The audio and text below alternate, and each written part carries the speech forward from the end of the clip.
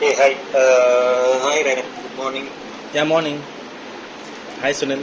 How are you? Yeah, fine. How are you?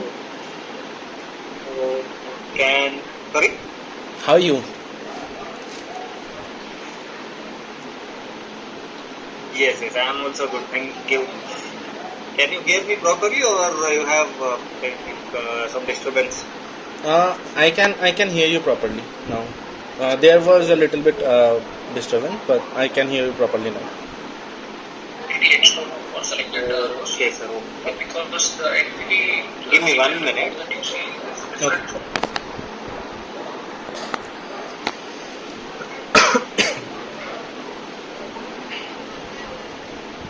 Yeah. Hi, Ryan. Yeah, Ryan, hi. can you introduce yourself? I Yes. had less time to go through the resume. Sorry. Okay, that is fine. Yeah, so the resume actually says I'm actually working for TCS for the last 5.5 years now, and we are working for the same client since 5.5 years. That is the JT Williams, which is a UK-based retail account. Previously, what we have for the client, that was the monolithic architecture, and that was based on hybrids.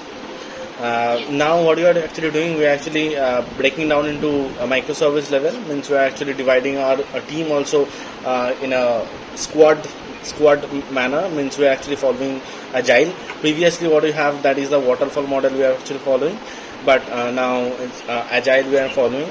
So, main the roles and responsibilities I am having for this project, that I am a backend developer, and here mainly like developing the functionalities, and also like unit testing, bug fixing, and also as we are following agile, we have like scrum calls daily, and also in the sprint planning also we need to discuss about the stories and what are the requirements they actually want. In that way, we actually create our own stories and put that into Jira dashboard, and then we actually among means shares amongst our team.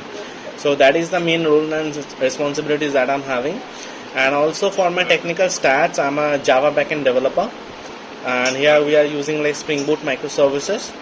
Apart from that, for DB purpose, we are using AWS DynamoDB, which is a NoSQL DB, and also like AWS Kinesis also we are using for streaming pipelines and all. And also some bit of Kafka also I know. Apart from that, for versioning we are using Git, and for building and testing purpose we are mainly using like Docker containers. um, and for like unit testing and all, mainly we are using JUnit with Mockito framework. Apart from that, we also have like Spock testing as well, to write those integration tests to check all the REST APIs. So these are the main things that I'm actually having. You have hands-on experience on REST web services? Yes. Okay, cool. So, great. So, what all the HTTP methods you have used in REST web services? Mainly I've used like post mapping, put mapping, get mapping, and very less delete mapping. I actually don't use delete mapping in such cases, but I know that there is a delete mapping also there. But mainly I've actually not used. When we use script and when we use delete, sorry, post. Yeah, mainly for posting, we're actually following whenever the new records actually comes in, for new record saving purpose, we're actually mainly using post, and for updating purpose, we're actually mainly using put. So, can't we update using post? Now you can, obviously you can. There is no harm actually. Means what the thing is, you actually need mainly the JSON, or let's say any attributes. So that you can actually get it from post as well. But mainly you're actually following the pattern to using like post for new creation, and put for updation. But what is the difference? If post can create and update, so why another separate method? Uh, Honestly speaking, I'm not that much aware of, just using. Okay. So, how is the authentication or authorization handled in your REST APIs? Yes. Authorization actually we are making. but authentication I actually not much of an idea, but authorization I can actually tell you about. We are mainly using JWT token for getting the authorization. So what we are actually doing, we actually have a different service, that is the user management service, and in that service what we are actually passing, we are passing that username and password, and the username and password in that ant matcher we are actually passing those, as we are using like Spring Security, that we actually holds back each and every REST API, REST endpoint basically. So that is why we actually make like the ant matchers to permit that request. So it goes to that service, and in that service we are mainly like by decrypting the password, we are mainly checking from the DB that the user name and password is valid or not, and after that we are just creating the JWT token and send back the JWT token as a response. And from another service, what it actually do, it takes the JWT token as a authorization header and takes with the service request, mainly in the header. So in that, So you send the username and password in an encrypted format? we are mainly using the JWT token. JWT token actually consists of like three parts. One is the one part is the what algorithm you have used to create the JWT. Yes, 1 second. We'll come to that point. So you told that the username and the password will be sent to some service, and it will decrypt it and it will check against the database, correct? Right. So you are sending the encrypted username and password to the service. Now we are actually not sending the encrypted version. We are sending the password, but in that we are actually decrypting the password and checking with the DB. Means in the DB we actually save So that as send a. the password, why to decrypt it? Sorry. If you send password as it is, why you have to decrypt it? No, I am decrypting. I am not decrypting. I am decrypting. Means I am actually like encrypting, means in normal words I am encrypting the password and checking with the DB, because in the DB we actually have like encrypted form of the password. We don't actually store the password as it is. Okay, you guys are using JWT tokens. Yes. So there will be, for example, some 2-3 microservices in your project. Sorry. How many microservices are there in your project? Microservices exactly not having the count, but I actually made like 4 to 5 microservices by my own, means from the scratch, and also like work for 2-3 services more from others.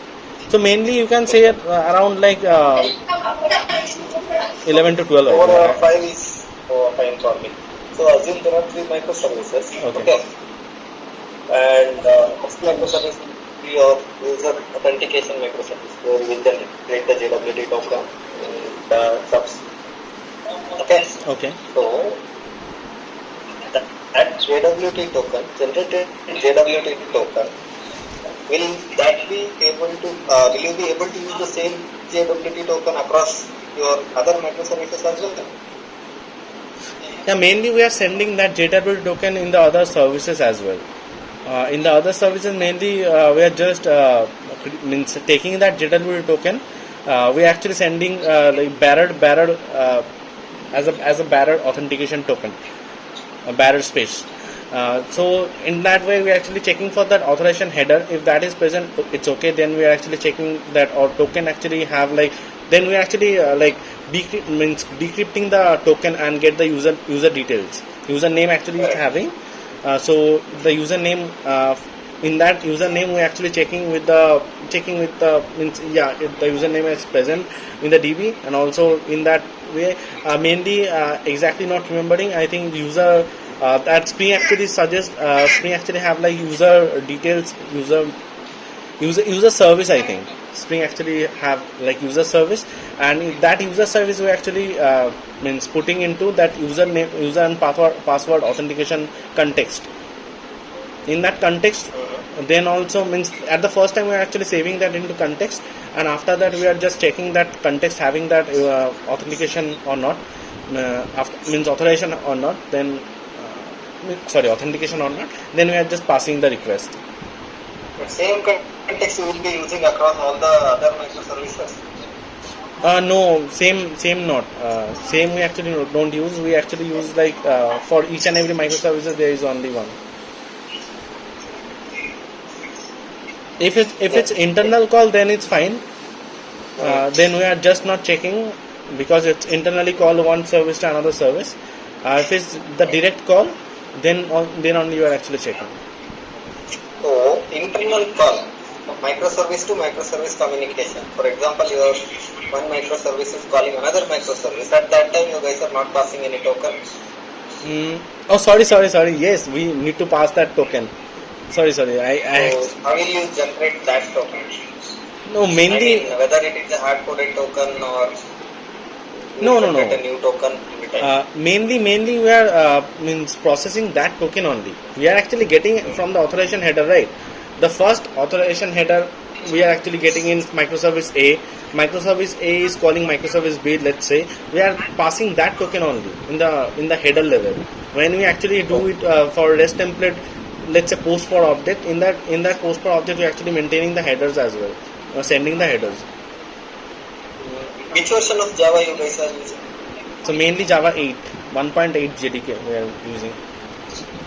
What all features you are comfortable in 1.8? Mainly like use some bit of Stream APIs and also Lambda function interface also we have used. So mainly those optional also. Streams. Optional also I know, but didn't use that much. Okay, fine. So quickly you can share your screen and open a notepad. Okay, just a moment.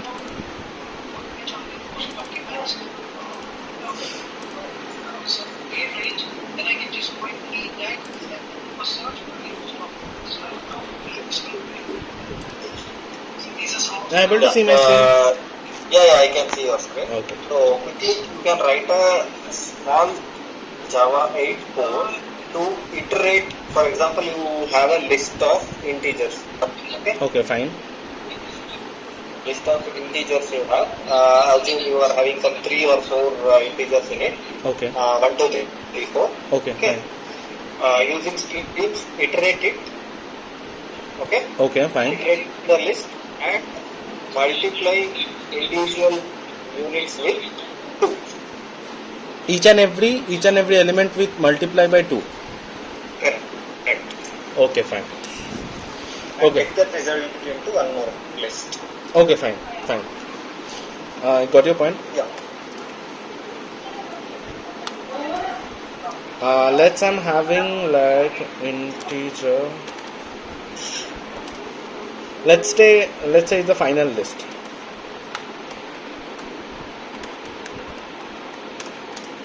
The input list. This list and addition of elements inside a list and all, you can have a pseudocode kind of thing. I just want to how you will iterate that. Okay. Means I'm just iterating by the stream operator.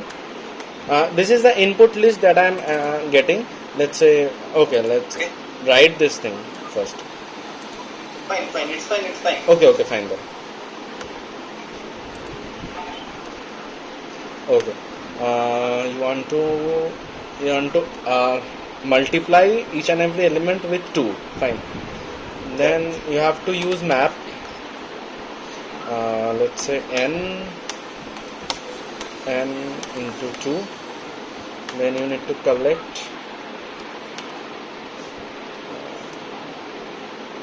using collectors dot to list. And this will give you the final list. Yes, I got it. So you have a map. Okay. Yes. Map of what kind of map you will have? You will have a map of integer and integer. Okay.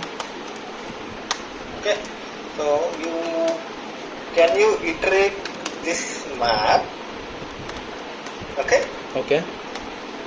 using streams. Using streams. Ah, Honestly speaking, I actually don't use stream in the map. I actually don't know means how they're actually iterating. okay, fine. That's okay. And I'll you definitely are check aware this. of, yes, sir, no problem. Are you aware of this thing? What is that? How can we sort a customized object? For example, your employee object or address object, whatever object it is.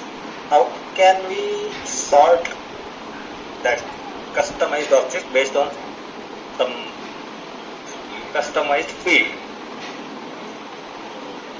Okay.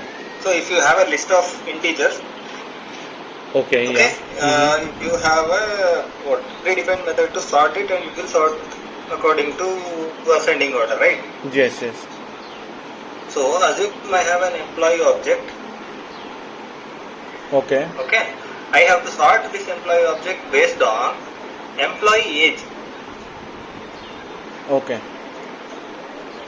So employee object has name, age, assume name, age and address, okay. I want to sort this employee object based on name. How will you do it? Okay. I so I think there is actually one exactly I'm not remembering, but I think there is something like this. Means there is a method called sorted. Sorted. Exactly, I'm not remembering that, but in that It's sort. okay. You forget about Java 8. Normally in Java, how will you sort? What are the criteria you need to sort based on the age? Sorry. Okay. So in that case, what we can actually do, we can means let's say we have like the list of employees. Then we have to mention one list of employees. That is a final list. We need to assign means we need to create one list, blank list. Then we need to iterate from the first one and checking with the age and just adding that into the final list. That thing we can actually do means just a moment. We actually can use like using map, using like hash map, tree map or something. Okay, but it's not integer or string. It's an employee customized employee object. Okay. So if you put into a tree map, how it will come No, to no, no. know what it has to sort? I was just checking that if we can actually make the key as a age, then the value is the employee. It's not a map. No. Means yeah, you are talking about the list. I am just checking that if we can actually put that into a map where we actually use that age as a age as a employee, age as a key, and value is the employee object. That we can actually, but that will actually, yeah, Think of a better approach. yes, surely, that is quite.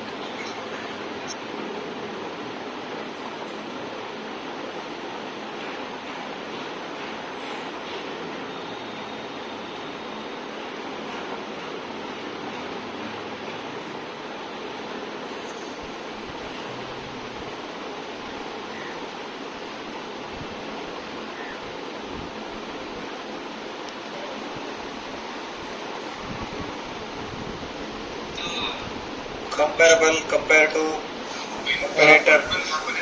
Yes, actually,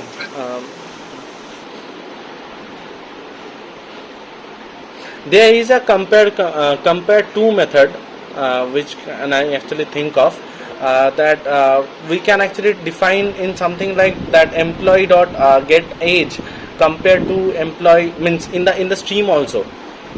In the stream also we can actually define like that. Means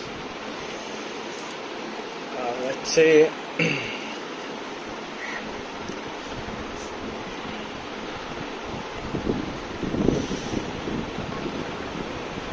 shorted.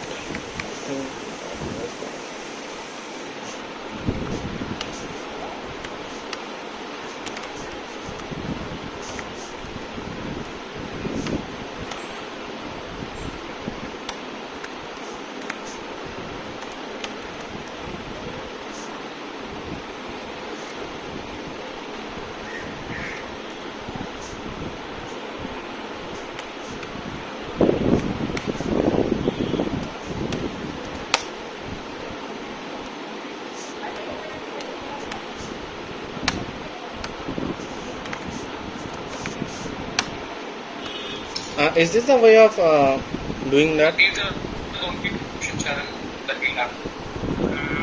So it's either this Will or work? the existing implementation that we have. No, I was thinking that we can actually do. Means I actually don't remember right now that we can actually use like sorted in this manner or not.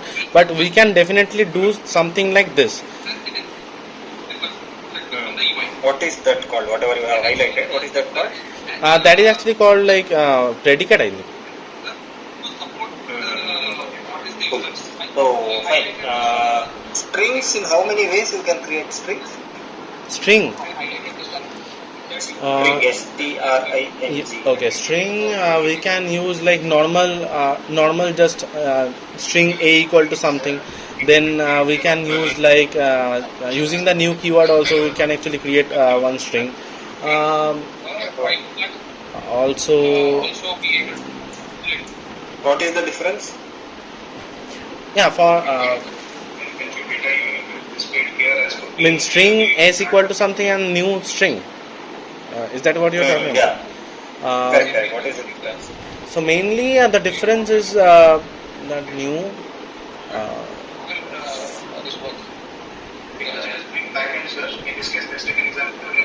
It refers to the means whenever you actually put string s equal to something, then it is actually s actually pointing to that reference, and when you are doing let's s equal to new string something, then it will actually point to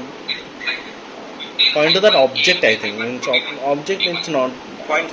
If someone searches it as hyphen AUG, it will come. Okay.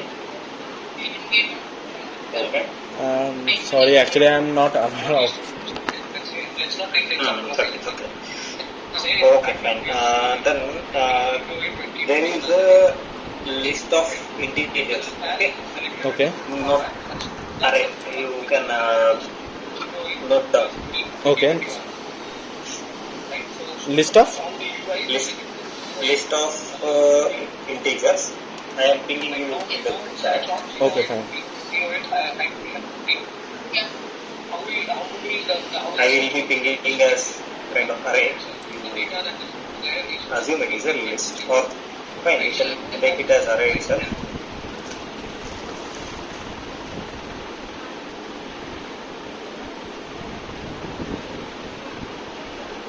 Okay. Okay. Okay, fine. This will be input for your program.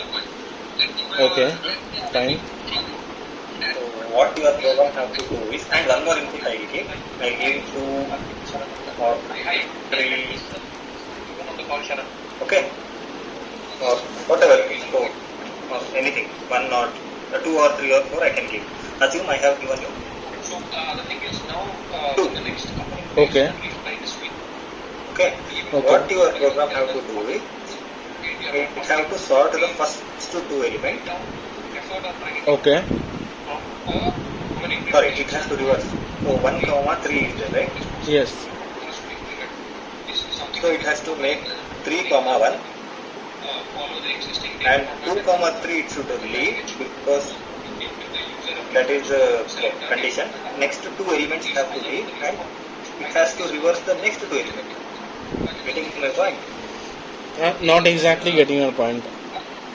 Okay, so I have given you the list of integers. Okay, and fine. one number I have given you 2. Okay. Correct? So it have to reverse the two elements. Two elements it have to reverse.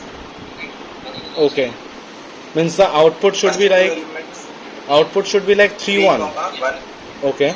3, 1, 2, 3, 5, 4, 4, 7, 9, 8, 10. Okay. Okay. Yeah. Okay. Fine. Let me just think of. Okay. Yeah, think. For only two elements.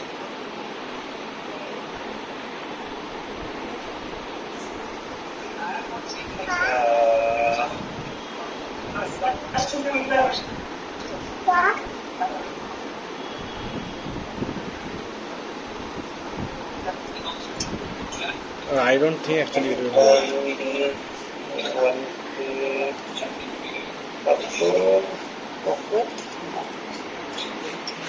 okay.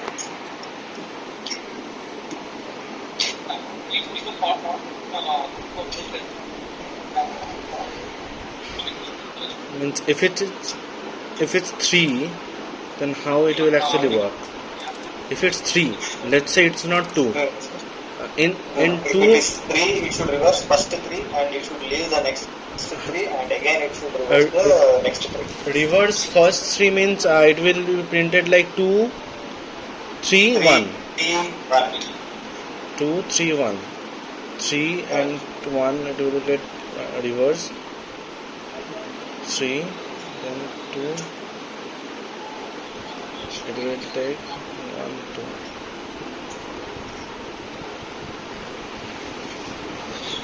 It will not reverse. It will not reverse the whole thing. It will just reverse in this manner. That 1 and 3 will come.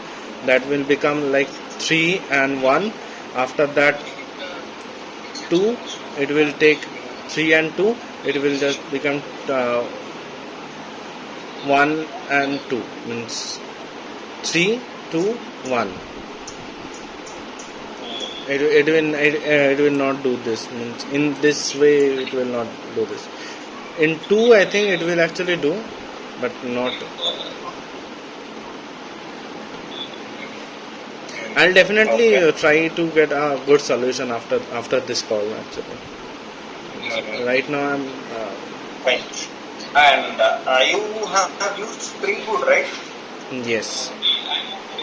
Spring and Spring Boot. What difference you saw in Spring Boot?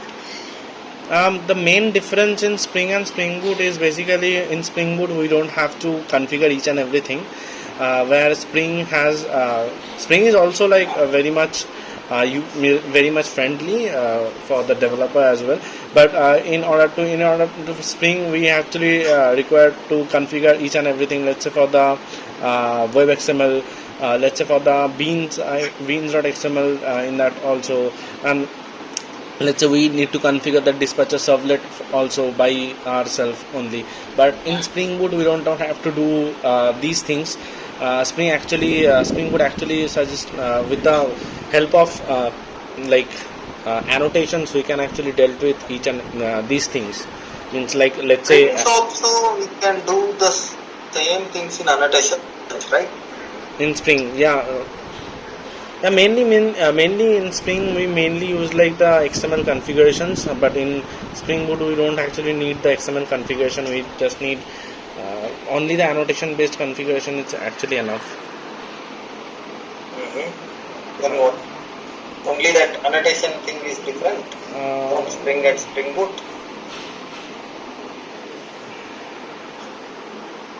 What I can say more.